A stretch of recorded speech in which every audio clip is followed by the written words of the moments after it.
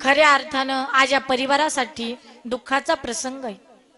आज प्रत्येकाला कुणाचे तरी ते वडील होते, कुणाचे तरी आजोबा होते, कुणाचे तरी भाऊ होते। प्रत्येक नात्यानं प्रत्येक व्यक्तीला आज गेलेले चांगदेव बाबा यांची आठवण होत असेल। पहा, आज या परिवारातून या कुटुंबातून बाप हा शब्द हरवलाय। आपल्या आयुष्यामध्ये आपल्या जीवनामध्ये आपल्या बापाचं किती महत्व असतं। आपलं जीवन घडवत असताना आपल्या जीवनामध्ये आपल्या बापाचं किती महत्व असतं ते मी तुम्हाला सांगणार आहे। थोडंसं लक्ष देऊ नाही का दादा? बाप म्हणजे आपला स्वाभिमान आहे। बाप म्हणजे बाहेरच्या लोकांसाठी धाक आहे। बाप म्हणजे आपल्यासाठी एका प्रकारचा आधार आहे। बाप कितीही म्हातारा होऊ द्या, पण तो घरामध्ये मोडका वाकडा तिकडका कसा पण असू द्या, पण तो बाहेरच्या लोकांसाठी धाक आहे। आपल्या जीवनामध्ये आपल्यासाठी आपल्या बापाचं फार मोठं योगदान असतं। काही काही म्हणत असतील की आमच्या बापानं आमच्यासाठी काय केलं? अरे कितीही श्रीमंत माणूस असू द्या, पण त्याच्या जीवनातील त्याच्या आयुष्यातील बाप हा शब्द निघून गेला ना, तो माणूस पोरक्यासारखा होत असतो। कुठं ना कुठं तरी त्या माणसाला आपल्या बापाची आठवण होत असते की माझ्या बापानं मला यात्रेमध्ये घेऊन गेले, माझ्या बापानं माझ्यासाठी हे केलं, माझ्या बापानं माझ्यासाठी ते केलं। प्रत्येक गोष्टीची आठवण मात्र माणसाला होत असते कधी बाप आपल्या आयुष्यातून निघून गेल्यानंतर। त्या बापाचं महत्व मी थोडक्यामध्ये तुम्हाला सांगणार आहे, लक्ष देऊ नाही का? काही काही म्हणत असतील आमच्या बापानं आमच्यासाठी काहीच केलं नाही। अरे त्यानं दात घासायला सुद्धा माती ठेवली नाही, प्रॉपर्टी ठेवली नाही, गाडी ठेवली नाही, बंगला ठेवला नाही, जमीन ठेवली नाही, काहीच ठेवलं नाही। आमच्या बापानं आमच्यासाठी काहीच केलं नाही। कदाचित तुमच्यापैकीही कोणी असं म्हणत असेल की आमच्या बापानं आमच्यासाठी काहीच केलं नाही, पण एक सांगू तुम्हाला, अरे जे देवालाही देता आलं नाही ते आपल्या बापानं आपल्याला दिलेलं आहे, की जे भगवंताला सुद्धा आपल्यासाठी करता आलं नाही। मग तुम्ही म्हणताल ताई काय दिलं आमच्या बापानं आम्हाला? दात घासायला माती देखील ठेवली नाही। काय दिलं आमच्या बापानं आम्हाला? सांगेल मी तुम्हाला। भलेही तुमच्या बापानं तुम्हाला काय दिलं हे मला माहिती नाही, तुमच्या बापानं तुम्हाला दात घासायला मातीही ठेवली नसेल, संपत्ती ठेवली नसेल, प्रॉपर्टी ठेवली नसेल, जमीन बंगला गाडी काही जरी ठेवलं नसेल, पण त्यानं जे दिलंय ते भगवंताला सुद्धा देता आलं नाही। तुम्ही म्हणताल ताई काय दिलं बापानं? त्या बापानं समाजामध्ये आपल्याला जगण्यासाठी त्यानं त्याचं नाव आपल्याला दिलंय, हे सगळ्यात मोठी प्रॉपर्टी आहे, हे सगळ्यात मोठं धन आहे आपल्यासाठी। आज आपण भाग्यवान आहोत। समाजामध्ये कोणत्या माणसानं आपल्याला जर विचारलं ना, अरे तुझ्या बापाचं नाव काय, कुणाचा पोर आहेस तू, कुणाचा मुलगा आहेस तू, तर आपल्याला आपल्या बापाचं नाव सांगता येत नाही। पण ज्याला बापाचं नाव सांगता येत नाही ना, त्याला जाऊन विचारा दुःख। एका वेश्येच्या मुलाला विचारा बापाचं नाव, सांगता येईल का नाव? सांगता येत नाही। बाप नसल्याचं दुःख माणसाच्या जीवनामध्ये काय असतं ते वेश्येच्या मुलाला जाऊन विचारा। माझ्या मनाचं काहीही सांगत नाही। असं म्हणतात की ठिकाणी पंछी पंख बिना, हाथी दंत बिना, नारी पुरुष बिना, वेशा पुत्र पिता बिना, वेसिपा प्राणी भजन बिना, सुमिरन करले सुमिरन करले सुमिरन करले। मला सांगा, एखाद्या पक्षाचे पंख छाडले त्याला पक्षी म्हणता येईल का? हत्ती आहे त्याला जर दात नसेल तर दाताशिवाय शोभा आहे का? अगदी त्याचप्रमाणे ज्याला बाप नाही ना, वेशेच्या मुलाला जाऊन विचारा बापाचं दुःख काय असतं। आपण भाग्यवान आहोत की आपल्याला आपल्या बापाचं नाव सांगता येते। अरे आपला बाप आपल्या जीवनामध्ये फार महत्वाचा आहे। अनेक जणांनी आई सांगितली, आईचं प्रेम सांगितलं, पण आज मी तुम्हाला बापाचं प्रेम सांगणार आहे। ऐका ना, प्रत्येक जगाला, साऱ्या संपूर्ण जगाला चुली पुढे भाकरी भाजणारी माय साऱ्या जगाला दिसली. चुली पुढे भाकरी भाजणारी माय साऱ्या जगाला दिसली. पण रात्री 2-2, 3-3 वाजेपर्यंत मनाचं पोत पाठीवर वागवणारा बाप आजपर्यंत जगाला का दिसला नाही? का दिसला नाही?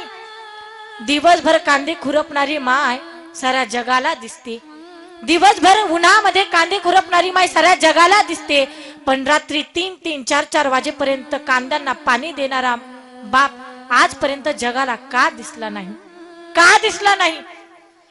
अरे बाळाचा जर 1 नंबर शाळेमध्ये जर आला ना, आई साऱ्या गावाला आनंदाने सांगते माझ्या बाळूचा 1 नंबर आला, माझ्या रामूचा 1 नंबर आला.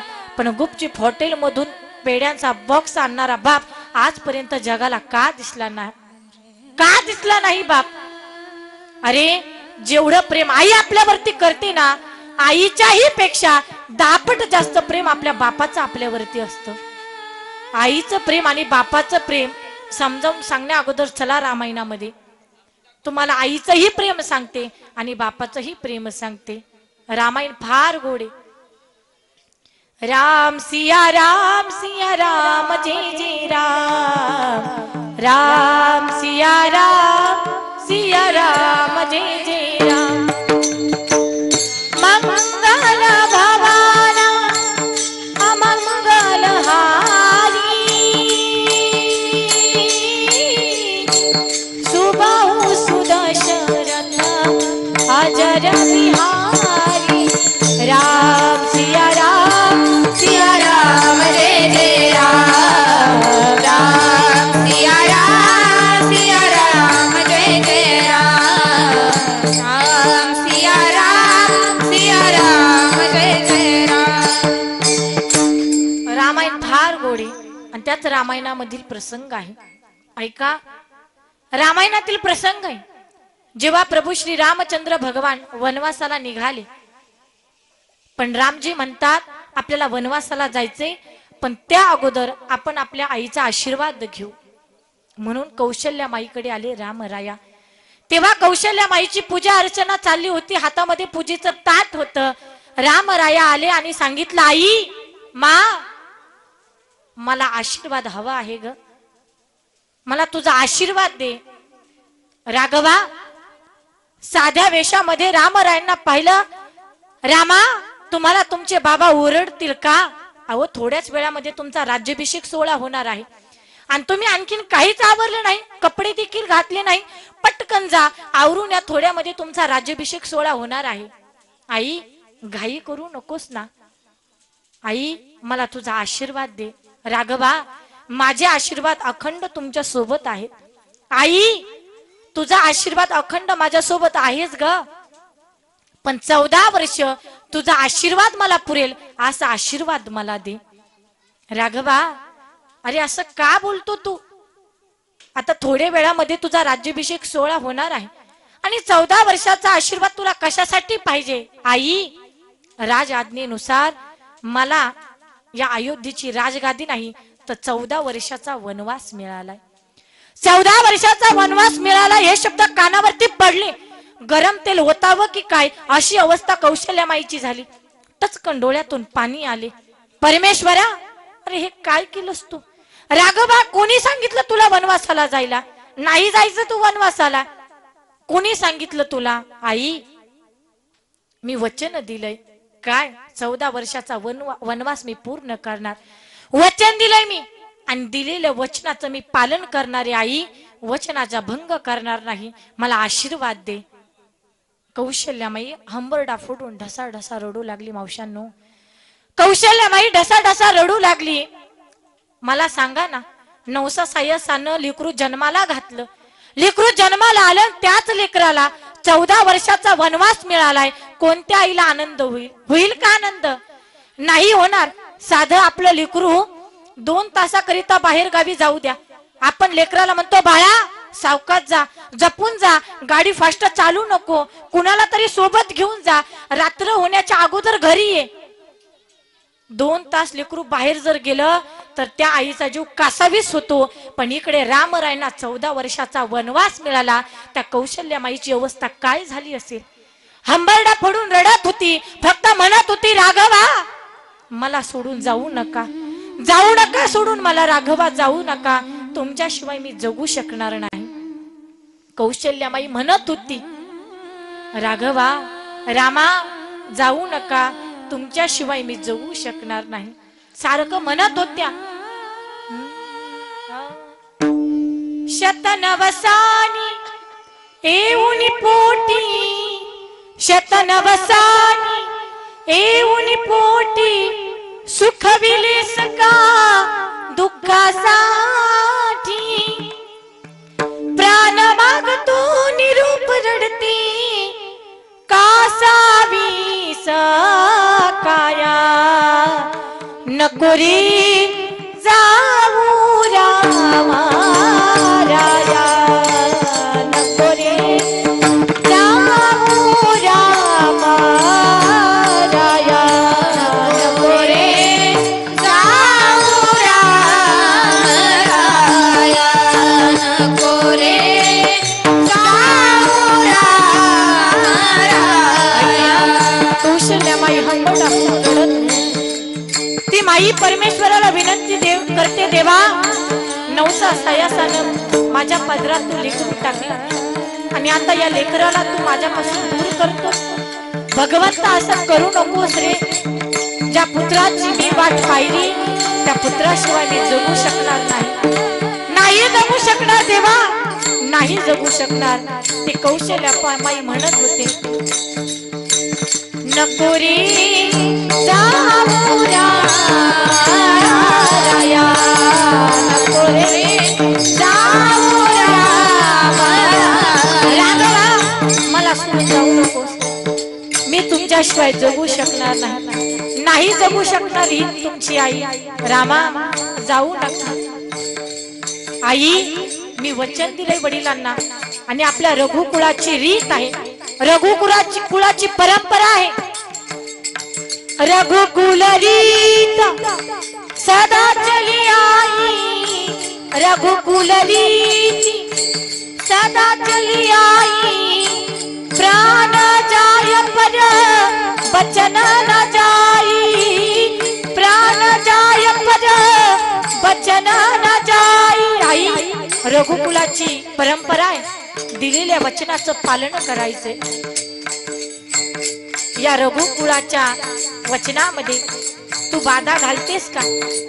मी जर आज वनवासाला गेलो नाही तर भविष्यात ही लोक म्हणतील आईच्या प्रेमापोटी रामरायांनी वनवास पूर्ण केला नाही. भविष्यात लोक असं म्हणतील आपल्या कुळाला कलंक लागेल, डाग लागेल, वडिलांना डाग लागेल. आई ऐक माझं, मला जाऊ दे वनवासाला. रघुकुळाची परंपरा कौशल्यामाईनं आठवली, सांगितलं ठीक आहे रामा तुला जायचं ना तर जा तू. पण कौशल्यामाईची अवस्था फार वाईट होती मावशांनो, हंबरडा फोडून रडत होती. कौशल्यामाईचं दुःख जर तुम्हाला जाणायचं असेल ना तर एकदा तुम्ही कौशल्यामाईच्या जागेवर स्वतःला ठेवून पहा. काय त्या आईचा जीव म्हणत असेल राघवा जाऊ नका, जाऊ नका मला सोडून. आणि सारखं म्हणत होती रामराया वनवासाला गेले आणि कौशल्यामाई म्हणत होती कसा मला टाकून गेला राम, कसा मला टाकून गेला राम, कसा मला टाकून गेला राम, कसा मला टाकून गेला राम, विन माझा चैन पडे नाही जीवासी आराम, कसा मला टाकून गेला राम, कसा मला टाकून गेला राम, कसा मला टाकून गेला राम, कसा मला टाकून गेला राम. रामराया वनवासाला गेले पण कौशल्यामाई फक्त मदतच होती. कसा मला टाकून गेला राम रामा बिन माझ चैन पडे नाही जीवासी आराम कसा मला टाकून गेला राम कसा मला टाकून गेला राम कौशल्यामाई फक्त म्हणत होती कसा मला टाकून गेला राम राया वनवासाला गेले आणि खऱ्या अर्थानं कौशल्यामाई म्हणत होती रामा तुमच्याशिवाय मी जगू शकणार नाही आणि खऱ्या अर्थानं रामराया वनवासाला गेले आणि 14 वर्ष ज्या माईनं केसांना कंगवा लावला नाही 14 वर्ष आपलं तोंड आरशामध्ये पाहिलं नाही ती कौशल्यामाई फक्त म्हणत होती रामा राघवा मी तुमच्याशिवाय जगू शकणार नाही काही म्हणत असतील ताई तुम्ही हे आईचं प्रेम सांगितलं तुम्ही तर बापाचं प्रेम सांगणार होतात ना हे झालं आईचं प्रेम पण सांगू तुम्हाला याच्याही 10 पट जास्त आपल्या बापाचं आपल्यावरती प्रेम असतं आई फक्त म्हणत होती राघवा जाऊ नका तुमच्याशिवाय मी जगू शकणार नाही पण ऐका रामराया वनवासाला जाऊन फक्त 6 दिवस झाले 6 दिवस झाले पण दशरथजींची अवस्था अशी झाली राम राम राम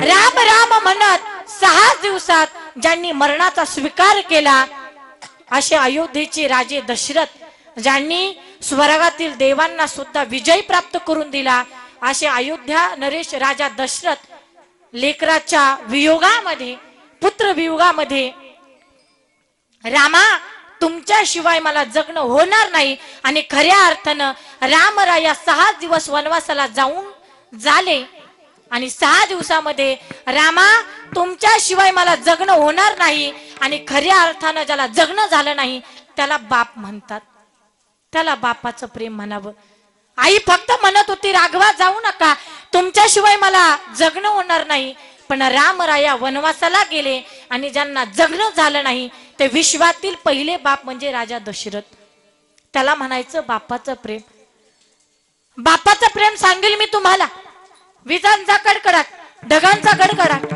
वीज पडावी तरी समोर प्रकाश दिसावा तर समोर रस्ता दिसावा अरे मुसळधार पाऊस पडत होता धो धो पाऊस होता काय कंदार होता काय करावं लेकराचा जीव वाचवायचा आहे यासाठी त्या बापानं मागचा पुढचा विचार न करता अरे 6 मारले या दृष्टानं 6 मारले पण याचा जीव वाचवायचा आहे म्हणून मागचा पुढचा विचार न करता ज्यानं भर आलेल्या यमुनेमध्ये जो शिरला भर आलेल्या पावसामध्ये यमुनेच्या पुरामध्ये शिरला तो विश्वातला जगातला पहिला बाप म्हणजे वसुदेव महाराज ज्यांनी स्वतःचा जीव धोक्यात टाकला मागचा पुढचा विचार न करता आपल्या लेकराचा जीव वाचवायचा आहे याच्यासाठी पूर आलेल्या नदीमध्ये जो शिरला तो विश्वातला जगातला पहिला बाप म्हणजे वसुदेव महाराज काही म्हणत असतील ताई तुम्ही द्वापार युगातील त्रेता युगातील कथा सांगितल्या पण या कलियुगामध्ये असं काय घडलं ते मी तुम्हाला सांगणार आहे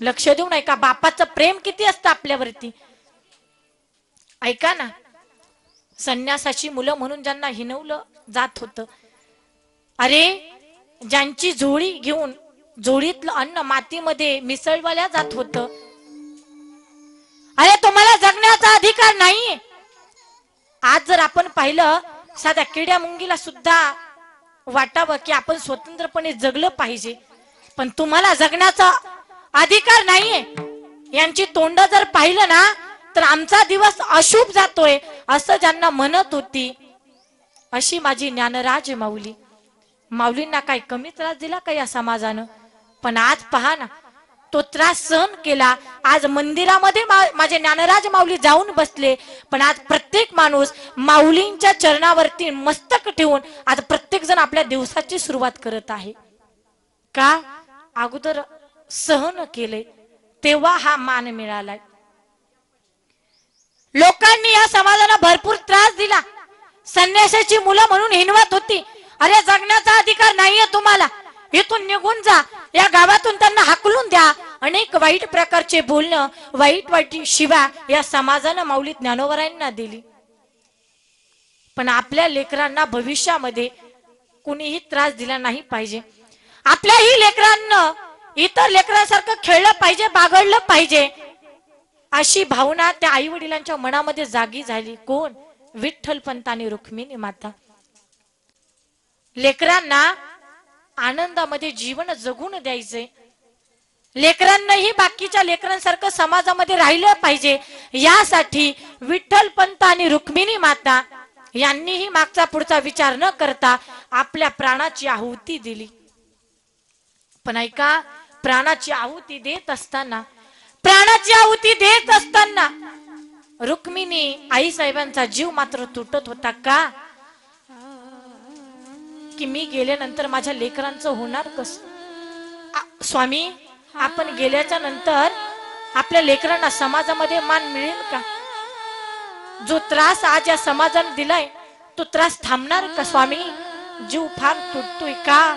आज लेकरांना सोडून जायचंय, लेकरांना सोडून जायचं वाईट दुःख वाटतंय. स्वामी सांगा ना, आपल्या लेकरांना समाजामध्ये मान मिळेल का? विठ्ठल पंत रुक्मिणी आई साहेबांना समजावून सांगतात, रुक्मिणी, आपण जर देहांत प्रायश्चित केलं, आपण आपल्या प्राणाची आहुती दिली ना, तर नक्कीच हा समाज आपल्या लेकरांचा स्वीकार करेल. का? तर धर्मपीठानं सुद्धा सांगितलं होतं, तुम्हाला जर तुमच्या लेकरांना या जगामध्ये जर पाहायचं असेल, त्यांना जर उंच मान करून जर जगण्याचं पाहायचं असेल, तर तुम्ही तुमच्या प्राणाची आहुती द्या, दुसरा कुठलाही पर्याय नाही. पण रुक्मिणी आई साहेबांचा जीव मात्र तुटत होता. कासाविस प्राण मन तळमळी, कासाविस प्राण मन तळमळी, कासाविस प्राण मन तळमळी, कासाविस प्राण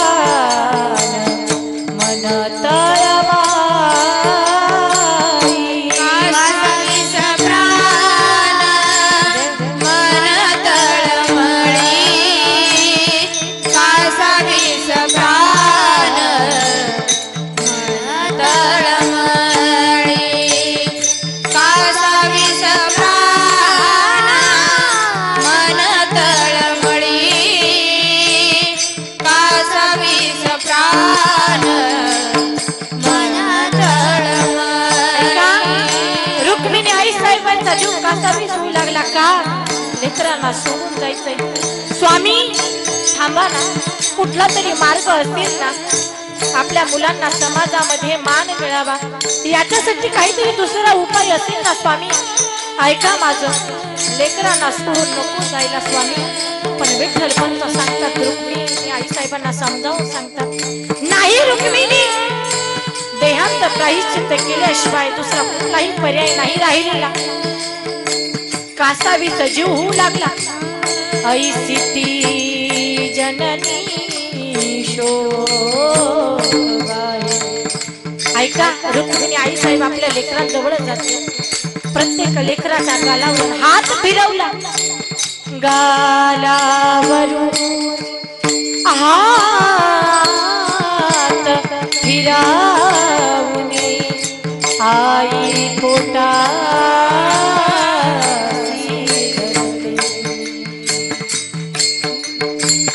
मुक्ताई माझी ज्ञाना माझा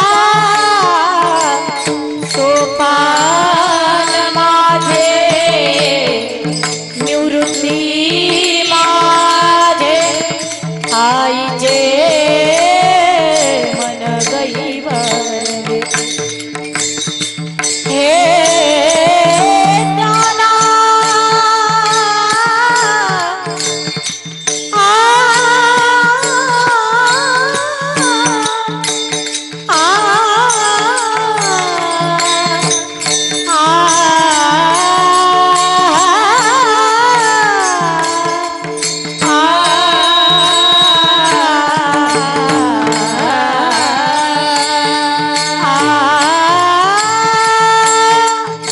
ऐका ना, रुक्मिणी आई साहेबांनी प्रत्येक लेकराला जवळ घेतलं.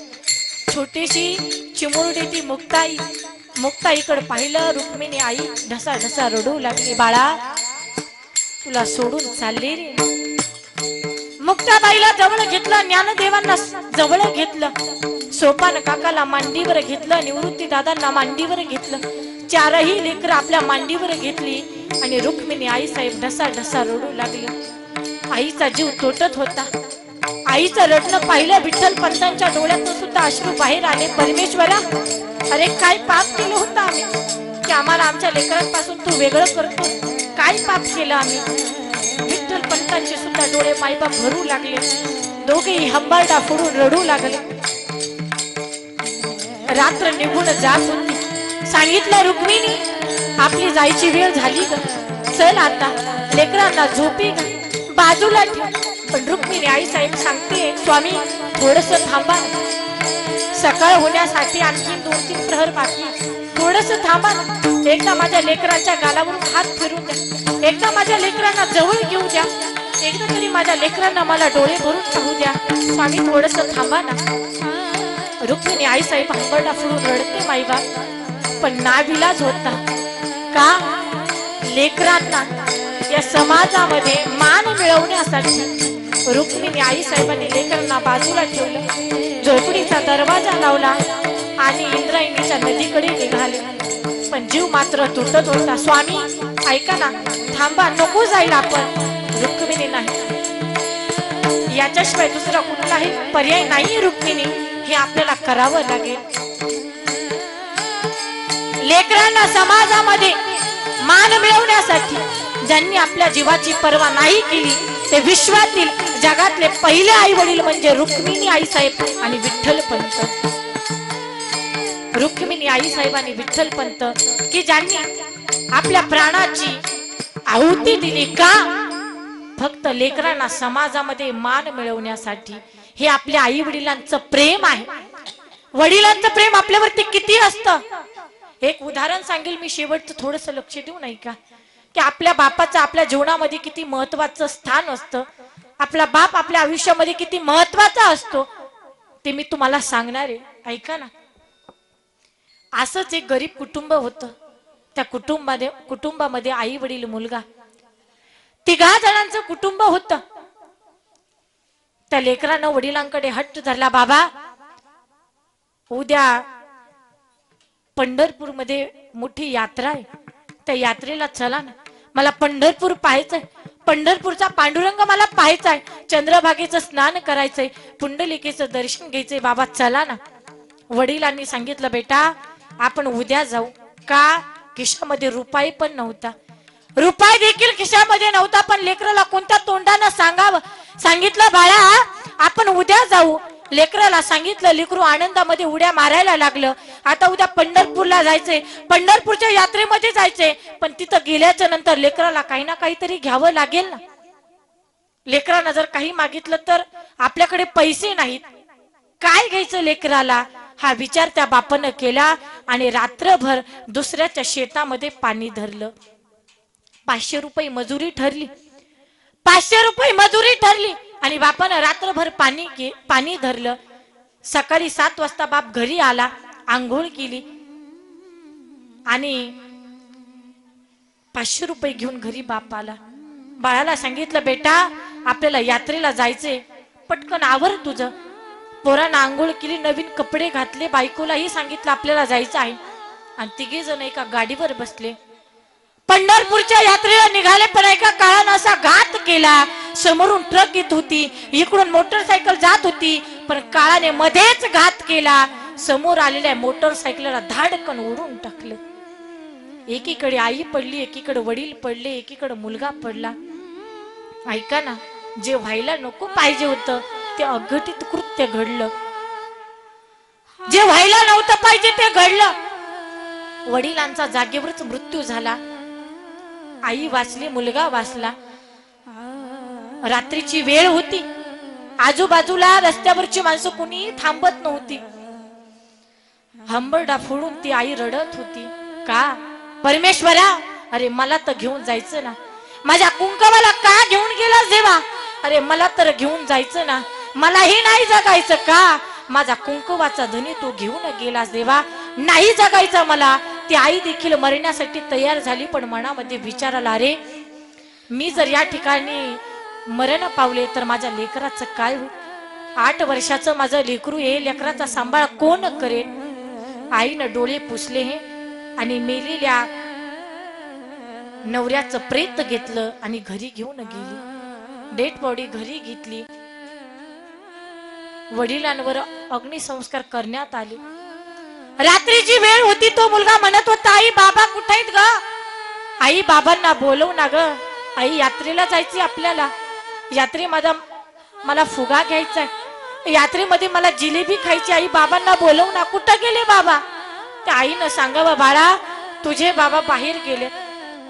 बाळाला सांगावं आईनं, बाळा तुझे वडील तुला फुगा आणण्यासाठी गेले रे, तुझे वडील तुला जिलेबी आणण्यासाठी गेले. आई बाबा मला फुगा आणण्यासाठी गेले, पण मला का घेऊन गेले नाही? आई बाबांना बोलव ना. आजूबाजूच्या बायांनी जवळ यावं, लेकराच्या डोक्यावरून हात फिरवावा आणि समजावून सांगितलं, बाळा तुझे बाबा या जगामध्ये राहिले नाही. तो मुलगा हंबरडा फुटून ढसा रडू लागला. 2 दिवस झाले त्या लेकराला खाल्लं नव्हतं, फक्त एकच आईकडे हट्ट करत होता, आई मला काहीच नको, बाबांना सांग ना तुम्ही परत या, मला काहीच नको, मला फुगा नको, मला जिलेबी नको, मला पंढरपूरही पाहायचं नाही, चंद्रभागेला स्नानही करायचं नाही, मला यात्राही नको. आई फक्त तू बाबांना बोलव ना. आई खूप दिवस झाले ग, गेले 2 दिवस झाले, रोज बाबा मला त्यांच्या हातानं जीव खाऊ घालायचे, आज मला बाबांच्या हातानं जेवण करायचं. आई बोलव ना बाबाला. पण आईनं कोणत्या तोंडानं सांगावं? लेकराला कसं तरी टाळावं, कसं तरी त्याला मारावं आणि समजावून सांगावं. असेच बरेच काही दिवस गेले. आईनं हाडाचं काढं केलं, रक्ताचं पाणी केलं, रात्रंदिवस दुसऱ्याच्या शेतामध्ये काबड कष्ट केलं आणि लेकराला भरपूर असं शिक्षण दिलं आणि एवढं मोठं साहेब बनवलं, एवढं साहेब बनवलं की ते लेकरू परदेशामध्ये शिक्षण घेण्यासाठी गेला. तिकडे जाऊन त्या लेकराला नोकरी लागली. पण ऐका, आईचे संस्कार होते, घडोघडी क्षणाक्षणाला त्या लेकराला आईची आठवण व्हायची. आई बरी आहेस ना, गोळ्या वेळेवर घे, तब्येतीची काळजी घे. रोज पत्र फोन असायचा. पण त्या लेकरानं तिकडे लग्न केलं आणि लग्नाचा परिणाम असा झाला, ज्या आईची आठवण क्षणाक्षणाला येत होती ना, आता मात्र त्या लेकराला आईची आठवण येतच नव्हती. आईनं रोज पोस्टमन साहेबांकडे जावं, माझ्या लेकराचं पत्र आलं का? दुकानदार साहेबांकडे जावं, माझ्या लेकराचा फोन आला का? रोज विचारावं. 2 महिने झाले, लेकराचा फोनही नाही आणि पत्रही नाही. आईनं ढसढसा रडावं, आजूबाजूच्या लोकांनी पाहावं. अरे एका लेकराच्या जीवावर, लेकराच्या सहाऱ्यावर ही आई जगत आहे. दुकानदार साहेबांनी आपल्या मुलाला फोन करण्यासाठी सांगावं आणि दुकानदारच्या मुलानं विचारावं त्या आईला, आई तू बरी आहेस का? मी तुझा बाळ बोलतोय, मी तुझा मुलगा आहे, आई बरी आहेस का तू? लेकराचा फोन म्हटलं की आईला फार आनंद व्हायचा. लेकराचा फोन म्हटलं की आई पोटभर जेवण करायची, दिवसभर काबाड कष्ट करायची का? माझ्या बाळानं मला फोन केला, माझ्या बाळाचं आज मला पत्र आलं. पण असेच काही दिवस गेले. आता मात्र त्या बाळाचा फोनही नाही आणि पत्रही नाही. आईनं ठरवलं आता मुंबईला जायचं, मुंबईला जायचं आणि तिथून परदेशामध्ये जायचं. आई परदेशामध्ये गेली. परदेशामध्ये गेल्याच्या नंतर लेकराचं नाव बाहेर एका गेटवरती आई वाचलं, समजलं की इथलचा मालक म्हणजे माझा मुलगा आहे. आई आतमध्ये जाते. ऑफिसमध्ये गेल्याच्या नंतर त्या लेकराची एक मीटिंग चाललेली असते. आई तिथे गेली आणि त्या लेकरानं त्या आईला पाहिलं आणि सांगितलं, तेथील वॉचमॅन साहेबांना सांगितलं, ही बाई कोण आहे आणि इथं कशासाठी आली, तिला हाकलून द्या. असे शब्द त्या माईनं कानावरती ऐकले. हंबरडा फोडून ढसढसा रडू लागली.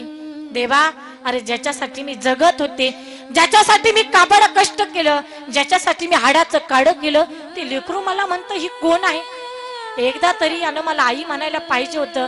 आई जर मला म्हटलं असतं ना, एका क्षणामध्ये मी इथून निघून गेले असते देवा, एका मिनिटामध्ये निघून गेले असते. आईनं बाहेर येवं, मुसळधार पाऊस पडत होता. पावसामध्ये ती माय भिजत होती का? लेकराला बोलण्यासाठी एकदा तरी माझ्या लेकरानं मला आई म्हणावं, एकदा तरी आई म्हणावं. आईचे कान उत्सुकतेने, एकदा तरी माझ्या बाळानं मला आई म्हणावं. मुसळधार पाऊस होता. तो लेकरू बाहेर आला, गाडीमध्ये बसला आणि गाडी मागे ती आई धावत होती, पळत होती. बाळा, अरे मी तुझी आई, एकदा तरी आई म्हण ना, एकदा तरी मला आई म्हण. पळता पळता महाराज तिथेही काळाचा असा घात ठरला की समोरून एक 4 चाकी गाडी आली आणि त्या आईला ओढून निघून गेली. मुसळधार पावसामध्ये आईच्या अंगातून रक्ताच्या धारा वाहत होत्या. मृत्युमुखी पडलेली ती आई तिथे पडली.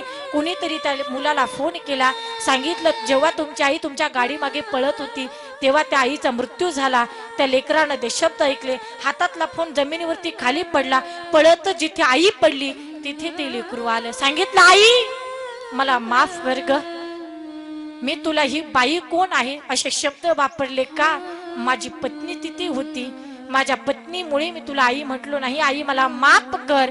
पण काय आई म्हणून त्या लेकराचा उपयोग झाला नाही का? कारण जेव्हा त्या आईला आई हा शब्द कानावरती ऐकायचा होता तेव्हा तो मुलगा आई म्हटला नाही, गेल्याच्या नंतर आई म्हटला, काही उपयोग झाला नाही. माझा दृष्टांत संपला. मला एकच सांगायचंय की जे आई वडील आपल्या लेकरांसाठी काबाड कष्ट करतात तीच मुलं आज त्यांना वृद्ध आश्रमामध्ये घालतात. तसं कृत्य करू नका मायबाप. कारण या जगाच्या पाठीवरती आपल्या लेकराचं कल्याण व्हावं, लेकरांना सुखात राहावं असं जर कुणाला वाटत असेल ना, तर जगाच्या पाठीवरती ते एकमेव म्हणजे आपले आई वडील आहेत की ज्यांना वाटतं आपल्या लेकराचं कल्याणच व्हावं. असे आई वडील आणि असे बाबा, चांगदेव बाबा ज्या परिवारातून निघून गेलेले आहेत. आणि खऱ्या अर्थानं मी सुरुवातीपासून सांगत आहे, प्रत्येकाला जायचं आहे, आम्हालाही जायचं आहे, पण जाण्या अगोदर काय केलं पाहिजे ते तुकोबराय अभंगाच्या पहिल्या चरणामध्ये सांग. क्षणोक्षणाची करावा विचार, क्षणोक्षणाची करावा विचार, क्षणोक्षणाची करावा विचार, क्षणोक्षणाची करावा विचार, क्षणोक्षणाची करावा विचार, क्षणोक्षणाची करावा विचार, क्षणोक्षणाची करावा विचार, क्षणोक्षणाची करावा विचार. तरावया पार भावा सिंधू, तरावया पार भावा सिंधू, तरावया पार भावा सिंधू, तरावया पार भावा सिंधू. नाशिवंत देह जाणार सकळ, नाशिवंत देह जाणार सकळ.